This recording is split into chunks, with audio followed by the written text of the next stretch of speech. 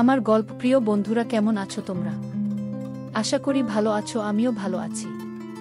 তোমাদের মজা দিতে আমি আরও একটি মজার গল্প নিয়ে এসেছি। গল্পটি শুনলে তোমাদের রড দিয়ে ঝরনার মতো পানি বেরিয়ে আসবে। তো বুঝতেই পারতেছ গল্পটা কেমন ইন্টারেস্টিং হতে চলেছে, তাই দেরি না করে কানে হেডফোন পরে নাও। আর যারা আমার সাথে কথা বলতে চাও বা ইমো নাম্বার পেতে চাও, আমি ভিডিওর মধ্যে নাম্বার দিয়ে দেব, আপনারা ভিডিও কলে আমার সাথে মজা করতে পারবেন। চলো তবে আর দেরি না করে শুরু করা যাক। ভাই প্রায় বিভিন্ন অজুহাতে আমার কাছাকাছি আসার চেষ্টা করত। আমি বুঝতাম যে সে কিছু বিশেষ মনোভাব প্রকাশ করতে চায়, কিন্তু আমি বেশ আতঙ্কিত ছিলাম। একদিন মায়ের কাছে বিষয়টি বললাম। মা বললেন, সে তো তোমার ভাই, সে তোমাকে ভালোবাসে, এটাই স্বাভাবিক, তোমার উচিত তার কথা শোনা। আমি মায়ের কথায় বিস্মিত হয়ে গেলাম। একদিন আমি বাসায় একা ছিলাম। হঠাৎ আমার ভাই এসে আমাকে কিছু বোঝানোর চেষ্টা করছিল। আমি অনেকক্ষণ ধরে ধৈর্য ধরে অপেক্ষা করছিলাম, কিন্তু শেষে আবেগের বশে বলেই ফেললাম, ভাই তুমি যা করতে চাও করো, তবে একবার চিন্তা করে শান্তভাবে সিদ্ধান্ত নিও। আমার ভাই ছিল 20 বছর বয়সী একজন তরুণ। সে আমার চেয়ে বড় এবং দেখতে বেশ আকর্ষণীয়। আমিও তখন একজন কিশোরী মেয়ে ছিলাম। আমি অনেক আকর্ষণীয় ছিলাম, গায়ের রং ফর্সা, তাই আমার এই সৌন্দর্যতার সুযোগ আমার ভাই নিতে চেয়েছিল। আমার গল্পগুলো তোমরা শুনো, কিন্তু সাবস্ক্রাইবই করো না। দয়া করে গল্পগুলো ভালো লাগলে ভিডিওটি লাইক, শেয়ার এবং চ্যানেলটি সাবস্ক্রাইবই করো প্লিজ।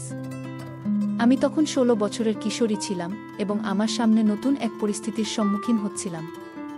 আমার মা দ্বিতীয়বার বিয়ে করছেন, এটা বুঝতে পারলেও মেনে নেওয়ার মতো মানসিক প্রস্তুতি আমার তখনও ছিল না। আমাকে অনেক চিন্তায় ফেলে দিয়েছিল। আমার জন্য আমার নিজের বাবার পরিবর্তে অন্য কাউকে বাবা হিসেবে মেনে নেওয়া খুব কঠিন ছিল। কিন্তু এই কঠিন সময় আরও কঠিন হয়ে ওঠে যখন আমার নতুন পরিবারের একজন সদস্য আমার জীবনে প্রবেশ করে। আমার মা তার নতুন জীবনে প্রবেশ করার পর একদিন আমি দেখলাম যে একজন ছেলে এসে প্রথমে মাকে সালাম জানাল এবং তারপর আমার দিকে তাকিয়ে বলল, প্রিয়া, আমি তোমার জয় ভাই, আজ থেকে আমরা একসঙ্গে ভালোভাবে থাকব। এখন থেকে আমি তোমার বড় ভাই। আমি অবাক হয়ে ভাবছিলাম, হঠাৎ করে এই নতুন ভাই কোথা থেকে এলো। পরে বুঝলাম সে আমার সৎ বাবার ছেলে, যাকে আমার মা আমার বড় ভাইয়ের মর্যাদা দিয়েছেন। এই বিষয়ে মা আমাকে কিছু বলেনি। সে আমাকে এক অদ্ভুত দৃষ্টিতে দেখল, যা আমার মনে এক ধরনের অস্বস্তি তৈরি করল। তারপর মা আমাকে আমার রুমে রেখে বললেন, আজ থেকে আমি তোমার বাবার সঙ্গে অন্য ঘরে থাকব। কোনো কিছু প্রয়োজন হলে আমাকে ডাকবে। কিছুক্ষণ পর আমার পানি খাওয়ার ইচ্ছে হলো, কিন্তু ঘরে পানি না থাকায় আমি মাকে ডাকলাম। মা সাড়া না দেওয়ায় আমি নিজেই পানি খুঁজতে বের হলাম। রান্নাঘর খুঁজতে গিয়ে হঠাৎ কেউ আমার মুখ চেপে ধরল এবং মৃদুস্বরে বলল, চুপ কর, মা বাবা বিরক্ত হবে। আমি আতঙ্কিত হয়ে উঠলাম এবং চিনতে পারলাম যে এটি আমার সৎ ভাই জয়। সে তখন আমাকে ছেড়ে দিয়ে জিজ্ঞেস করল, তুমি এত রাতে কেন বাইরে বের হলে? এরপর সে নিজেই আমার হাতে পানির গ্লাস দিল। তখন আমি লক্ষ্য করলাম তার চোখে এক ধরনের অদ্ভুত উষ্ণতা আছে, যা আমাকে খুব অস্বস্তিতে ফেলে দেয়। তখন আমি 16 বছরের কিশোরী, আর রাতের অন্ধকারে তার উপস্থিতি আমাকে ভীত করেছিল। আমি অনুভব করছিলাম যে কেউ আমার কাছে এসে বলল, প্রিয়া, আমাকে ভয় পেও না। জয় ভাইয়ের কথায় কিছুটা অস্বস্তি লাগলেও তার মনের ভাব বুঝতে পারছিলাম না। সে আমার থেকে বড় ছিল, কিন্তু তার ব্যবহার আমাকে কিছুটা চিন্তায় ফেলে দিয়েছিল। আমি রুমে ফিরে গিয়ে দরজার শব্দ শুনতে পেলাম এবং আমার হৃৎপিণ্ড দ্রুত বেগে ধড়ফড় করতে লাগল। আমি ভয় পাচ্ছিলাম, ভেবে নিয়েছিলাম দরজায় নিশ্চয়ই বাবার মতো কেউ থাকবে। দরজা খোলার ইচ্ছা ছিল না, তাই আমি নিজেকে আরও সংকুচিত করে ফেলছিলাম। হঠাৎ মায়ের আওয়াজ শুনতে পেলাম। তিনি আমার নাম ধরে ডাকলেন, প্রিয়া। দরজা খুলতেই মা আমাকে জড়িয়ে ধরলেন এবং বললেন, ভয় পেও না, আজ এই বাড়িতে তোমার প্রথম রাত, তাই তোমার ভয় পাওয়ার কিছু নেই, কারণ এখন থেকে আমরা সবাই এই বাড়িতেই থাকব। আস্তে আস্তে সব ঠিক হয়ে যাবে, চিন্তা করো না। মা তার নতুন জীবনে খুব খুশি হলেও আমি আমার নতুন পরিবেশে অসন্তুষ্ট ছিলাম। বিশেষ করে আমার সৎ ভাইয়ের উপস্থিতি আমাকে আরও অস্বস্তিতে ফেলছিল। মা রুমের দরজা বন্ধ করে দিলেন, কিন্তু প্রতিদিন একই ঘটনা ঘটতে লাগল। আমি সন্ধ্যায় রুমে গিয়ে দরজা বন্ধ করে দিতাম, কারণ জয় ভাইয়ার দৃষ্টিভঙ্গি আমাকে ভীত করছিল। তার দৃষ্টি আমাকে প্রতিনিয়ত অস্বস্তি দিচ্ছিল এবং আমি বুঝতে পারছিলাম যে সে আমার প্রতিটি পদক্ষেপ লক্ষ্য করছে। জয় ভাইয়া প্রায়ই আমার প্রশংসা করতে আসত, বোঝানোর চেষ্টা করত যে আমি বড় হয়ে গেছি। মায়ের সঙ্গে জয় ভাইয়ার ব্যবহার সবসময় ভালো ছিল, কিন্তু তার অন্যরকম মনোভাব আমাকে চিন্তায় ফেলেছিল। মায়ের দ্বিতীয় বিয়ের 1 মাস পর আমি বুঝতে পারলাম যে আমার সৎ বাবা আমাকে কন্যা হিসেবে গ্রহণ করতে চান না। মা তাই আমাকে তার দৃষ্টি থেকে দূরে রাখতেন, কিন্তু অন্যদিকে জয় ভাইয়া আমার চারপাশে ঘোরাফেরা করতে থাকত। আমি অনেকবার মায়ের সঙ্গে কথা বলার চেষ্টা করেছি, কিন্তু সবসময় কিছু একটা বাধা হয়ে দাঁড়াত। মা সবসময় আমাকে শান্ত করতেন, বলতেন, তুমি খুব বেশি ভাবছ, এমন কিছু নেই। সে তোমার ভাই, শুধু তোমার যত্ন নিতে চায়। ধীরে ধীরে মা আমার সব কথাই উপেক্ষা করতে শুরু করলেন, আর আমি নিঃশব্দে সময় কাটাতে লাগলাম। একদিন বিকেলে আমি বারান্দা পরিষ্কার করছিলাম, হঠাৎ জয় ভাইয়া এমনভাবে এসে দাঁড়াল যে আমি তার সাথে ধাক্কা খেলাম। আমি রাগে বললাম, এটা কি? সে অবাক হয়ে জবাব দিল, আমি কি করেছি? তার কথায় আমি বুঝতে পারলাম যে সে ইচ্ছাকৃতভাবে এমনটা করেছে। আমি কিছু বলার আগেই মা ছাদে থেকে এসে বললেন, প্রিয়া, তুমি যাই করো, এখন আমার সাথে নিচে এসো, আরও কিছু কাজ করতে হবে। আমি মাকে বলতে চেয়েছিলাম যে জয় ভাইয়া ইচ্ছা করে এমনটা করেছে, কিন্তু মা আমার কথা শুনলেন না। কারণ আমি বুঝতে পারছিলাম মা এখন আমার চেয়ে জয় ভাইকে বেশি ভালোবাসে। আমাকে নিচে নিয়ে গেলেন। মাঝপথে মা বললেন, সে তোমার ভাই, তার বিরুদ্ধে অভিযোগ করতে বসো না। তোমার উচিত তার কথা শোনা।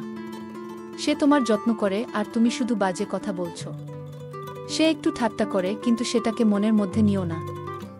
আর সে যা চায় তাই করো। মায়ের কথাগুলো শুনে আমি হতাশ হয়ে পড়লাম।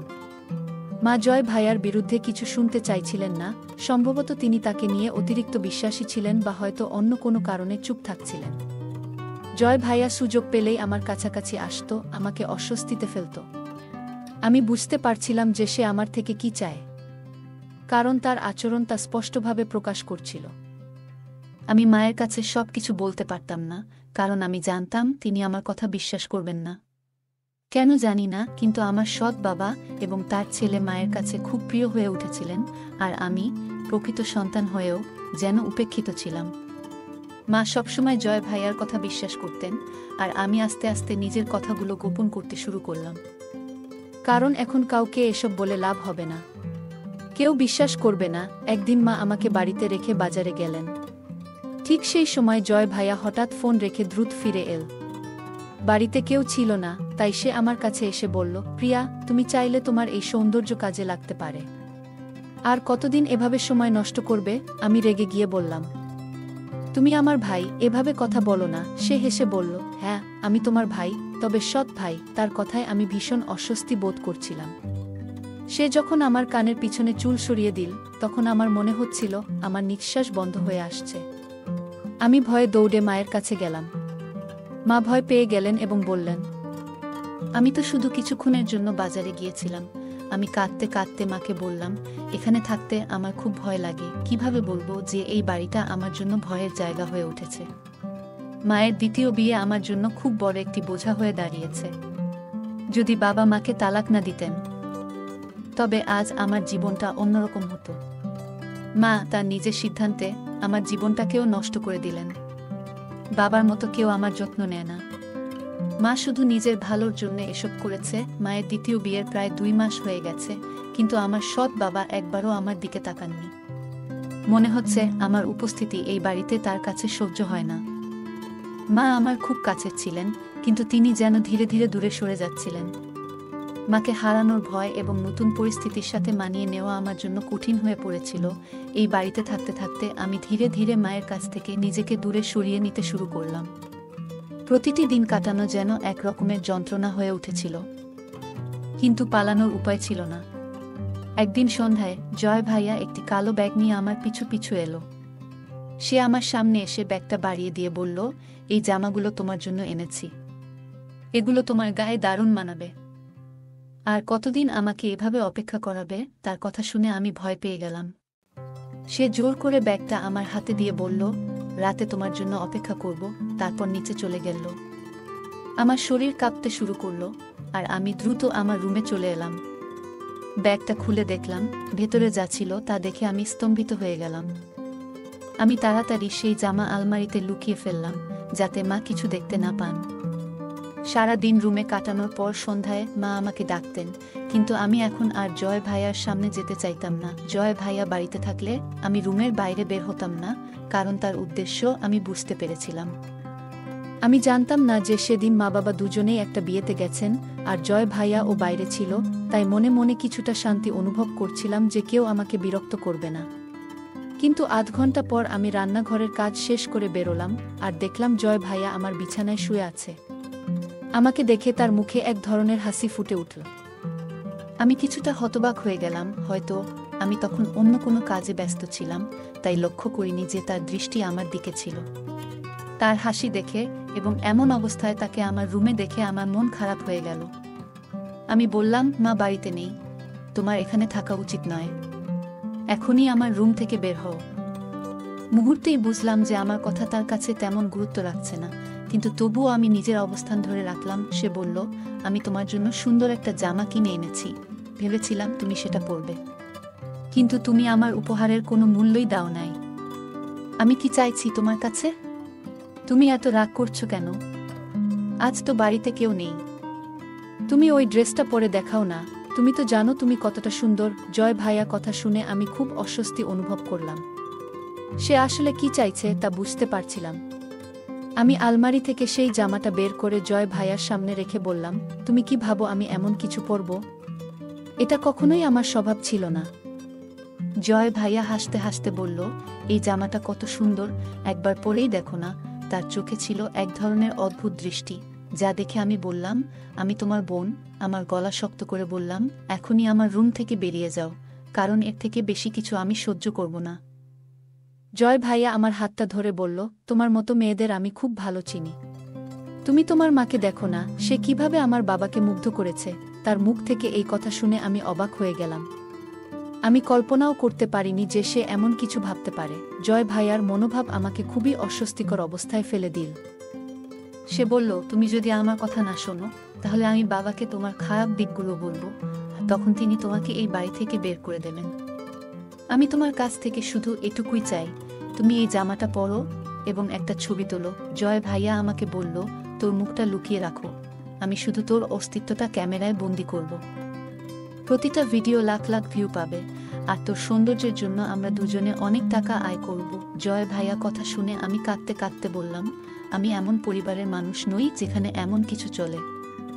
আমি এই ধরনের পোশাক পরার কথা ভাবতেও পারি না, আমাকে মাফ করো ভাইয়া, আমি তোমার বোন হই। তখন জয় ভাইয়া আমাকে বলল, আমার অনেক টাকা পাওনা আছে, অনেকবার আমি জুয়ায় হেরেছি, এখন যদি টাকা না পাই আমাদের সবার অবস্থা খারাপ হবে, তাই আমার কথা শোনো, মুখটা লুকিয়ে ফুটেজ তৈরি করো যাতে লোকে তোকে দেখতে পায়। আমি কাঁপতে কাঁপতে দাঁড়িয়ে থাকলাম। সে আমাকে বাধ্য করছিল আর আমি ভিক্ষা চাইছিলাম তার কাছে যে আমাকে মাফ করো, কিন্তু সে শুধু নিজের লাভের জন্য আমাকে ব্যবহার করতে চেয়েছিল। আমি ভাবছিলাম আমার জীবনটা মনে হয় এখনই শেষ হয়ে যাবে। হঠাৎ দরজায় জোরে জোরে ধাক্কা পড়ল। জয় ভাইয়া ঘর থেকে বের হয়ে গেল আর আমি দৌড়ে দরজা খুলতেই প্রাণ ফিরে পেলাম। সামনে পুলিশ দাঁড়িয়েছিল, মা এদেরকে নিয়ে এসেছিল, কারণ মা তখন বাড়িতে আসছিল, কিন্তু আমরা কেউ বুঝতে পারিনি। পরে মা সব বুঝতে পেরে পুলিশকে খবর দেয়।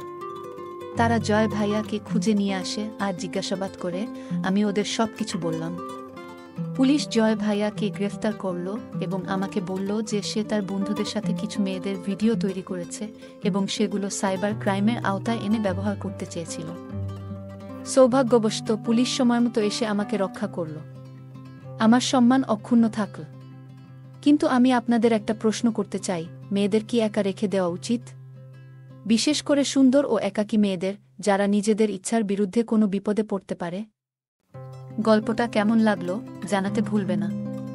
আরও মজার মজার রোমান্টিক গল্প শুনতে চাইলে ভিডিওটি লাইক, শেয়ার এবং চ্যানেলটি সাবস্ক্রাইব করতে এবং বেল আইকনটি ক্লিক করতে ভুলবে না। ধন্যবাদ। আজকের গল্পটি এ পর্যন্ত। এতক্ষণ সাথে থাকার জন্য ধন্যবাদ। দেখা হবে পরবর্তী কোনো ভিডিওতে।